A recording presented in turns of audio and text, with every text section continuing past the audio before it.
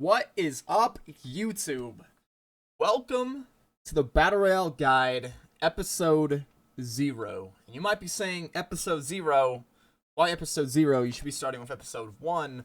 We're starting with Episode 0 because this is the things that you should do, or that I would recommend that you do, before you even start out in your first game of Battle Royale. Before you even jump into your first game, before you're parachuting in, you should do these things.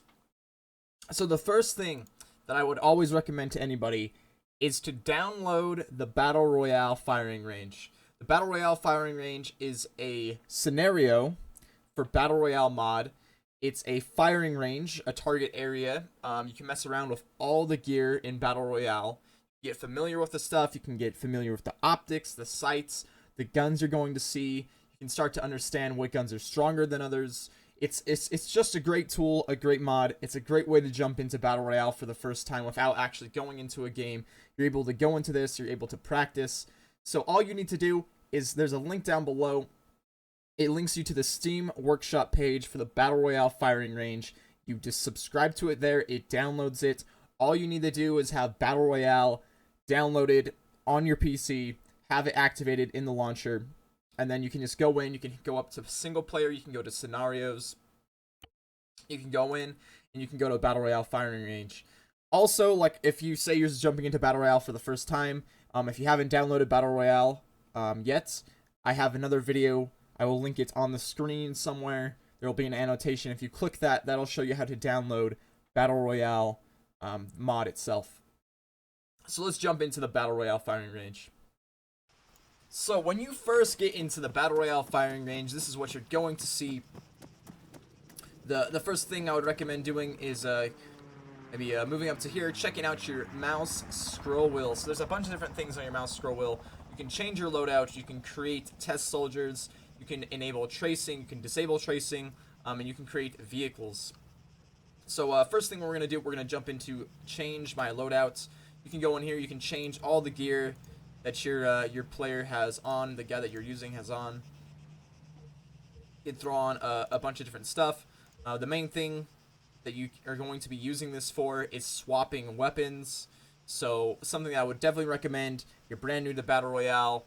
Even if you're not brand new to Battle Royale, this is a great thing to do, is to come in here and practice with some of the different weapons. The different guns that you're going to be using in the game. As you saw, you can go through here. There's all the weapons in Battle Royale are in here. Most of them actually are in here right now. There's some that aren't. They just barely had a new patch, so they haven't quite added in some of the newer guns that they added into Battle Royale yet. But you can go in here. You can change your optics. You can change your gun. You can change your ammunition type. You can change your suppressor if you want one on, or if you don't want one on.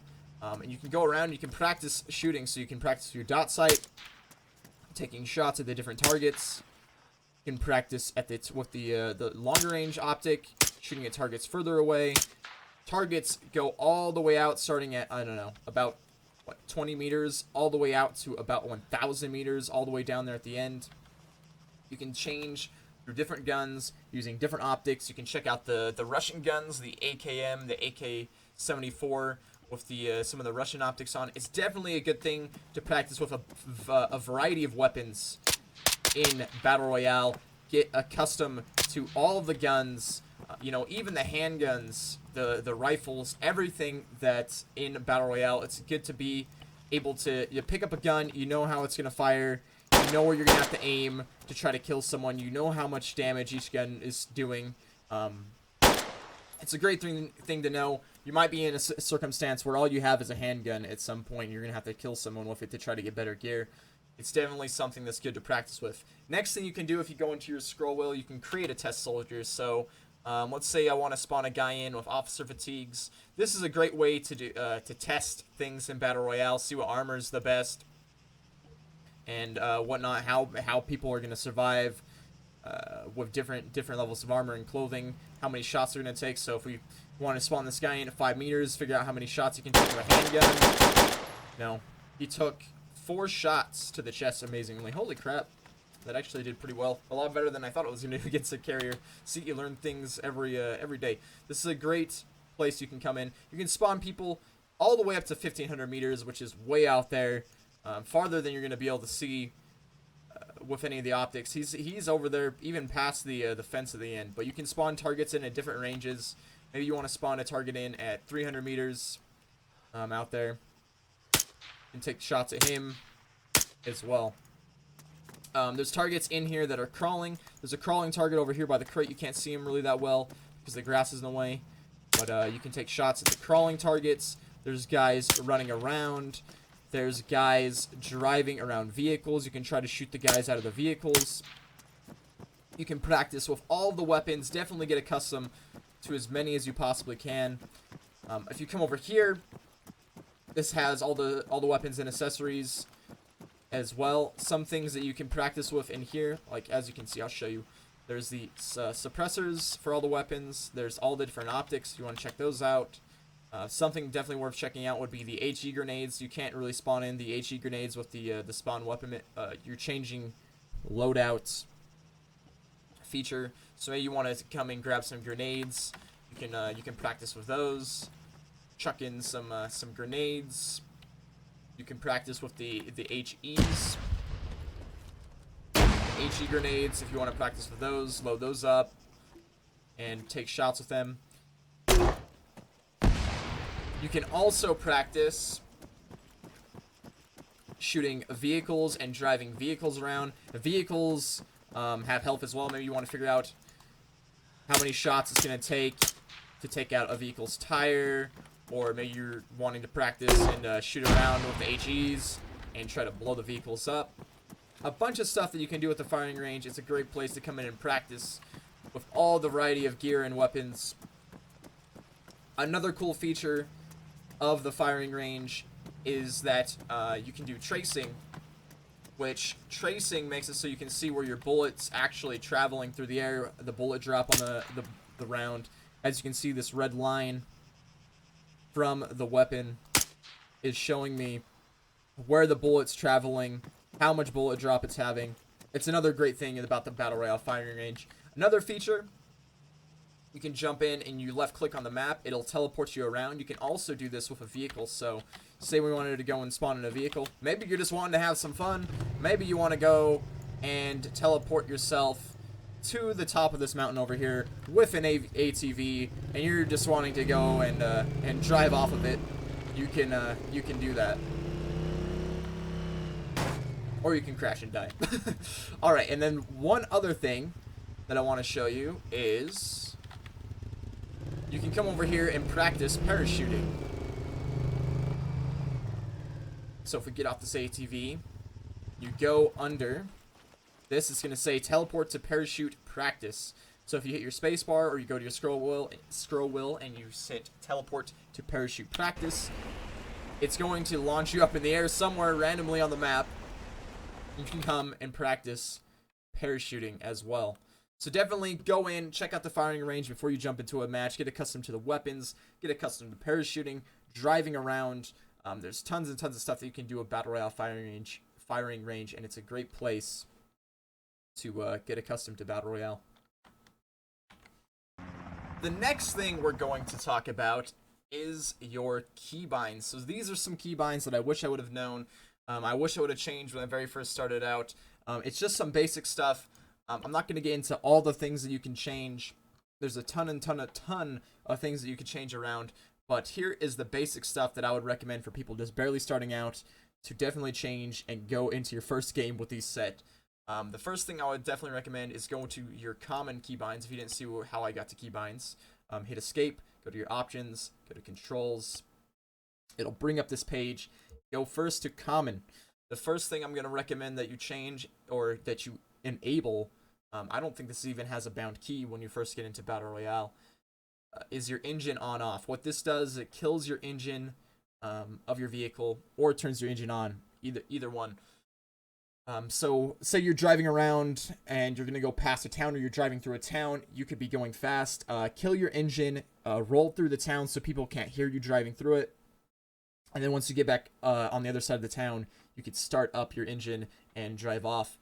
There's many times, if you don't have this bound to this key, the only other way to turn it off is using your scroll wheel. But on your scroll wheel is also eject, engine off, and eject right next to each other. There's many times I've made the mistake of ejecting instead of turning my engine off. trying to be fast on the scroll wheel, and so many games lost, so many stupid mistakes like that you can just avoid by binding your engine on/off key to whatever your choice is. I have mine bound to T. I think T is a great key for it. You don't use T for anything when you're driving, so T is a great key. So the next thing I'm going to recommend is that you go to weapons and you go to optics mode. If you don't know what optics mode is, your optics mode is the sights that you're using, basically the sights that you're swapping in between. So even on the AKM, the Russian guns, you can swap between the iron sights or the PSO, and the default thing to do that is left control plus right click. But I have mine bound to my middle mouse button. I think the middle mouse button is a great place for it. You don't have to bind it to the middle mouse button. Another place that you could possibly bind it to is tab. I know that some players use that, but bind it to something easier, man. I really hate the left control plus right click. Maybe you're okay with that, but I would recommend that you bind that to something else. I have mine bound to the middle mouse button, and like I said, I know some players have it bound to tab as well. And then the final thing, the last thing that I'm going to recommend that you do is you go to vehicle movement and you disable the mouse steering. The mouse steering is absolutely terrible. Don't use the mouse steering. Just use your keyboard. I wish I would have known that you could disable that right at the very beginning. So many cars crashed. So much terrible driving due to the mouse steering. So what you do is you go to vehicle movement. You come in here, car forward, car back, car left, car right. Right here, there's going to be your mouse enabled as well. I've already disabled it. I've deleted it. So it's going to show your mouse left, right, etc. Go in there, click that, hit delete, and then hit OK. Always, whenever you're setting your keybinds, when you're done setting them, make sure you hit OK, and then OK again, and then continue out. Otherwise, sometimes Arma's really stupid how it does keybinds, and it won't set them unless you do those things. And then the final thing, those are the keybinds that I would recommend. These are keybinds that you absolutely have to set before going into Battle Royale, is use action 2, 3, and 4. Use action 2 is for your pre-game lobby skins. So if you've seen people running around in different types of clothing than the default clothing that you spawn in with, those are skins that you can use in the lobby. I have mine set to F1. F1, F2, F3, F4, etc. would be a good key for that. I would recommend. Use action 3 is your earplugs. I have mine set to Y. So what earplugs do is they half your sound effect volume. And so maybe you're getting in the plane. It's really loud. You can just hurry and hit Y. It'll make it not quite as loud. Once you get out of the plane, you can hit Y again to pull out your earplugs, and then your sound will be back to normal. Use action 4 is the most important of the use actions. This is your boosters. If you don't know what boosters are, there will be an annotation on the screen that goes in and talks about them. They're your painkillers and red ghoul. And you definitely need to bind this as well. They heal you over time, painkillers and boosters. I have mine set to T. Pretty much universally, I'm pretty sure that like probably 90% of the player base has it bound to T. I think it used to be a default thing, but none of these are default anymore. You have to set these yourself. So definitely go in, set these keys as well. They're all the use action 4 is pretty important. The other two not as much, but definitely set all of them. So what I've done now, and this is the last thing that I'm going to talk about and recommend to you guys, is that when you get into a lobby, this is a tip. When you get into a lobby, look around, see who's in the lobby with you, start trying to figure out who the best players are. The brand new season just barely started, so a lot of people don't have a ranking yet. But definitely when you get in here, check out everybody's ranking above their heads, see how many games people have won. If you've got guys in your game that have won more games, say 10 plus games, and you know they're probably a pretty decent player at Battle Royale. You can use that information later on in the game when you hear them killing somebody, or you know where their position's at due to a gunfight, that you're going to be able to act accordingly. If you know it's a good player, you can set up an ambush for them, possibly, or you can try to avoid them depending on your playstyle. It's definitely good to know your enemy, who you're playing against in games. If you've got good players in the games, who to watch out for. It's something that I've learned from playing many hours of Battle Royale, is that you definitely should pay attention to who's in the games with you and get to know who the good players are to either avoid them or take them out when you get the chance. It definitely will help you later on in Battle Royale. So, that's going to conclude episode 0. Next thing we're going to be talking about in the Battle Royale guide, episode 1 is going to be about parachuting. Thank you guys for watching. If you enjoyed the video, make sure to leave a thumbs up. Subscribe for future content. I've got many more videos coming out in the future, including a whole bunch of Battle Royale guides. Also, comment down below. Let me know what you thought about this video and if you have any suggestions for future guide videos that people might find helpful. Once again, thank you for watching, and I'll catch you guys in the next video.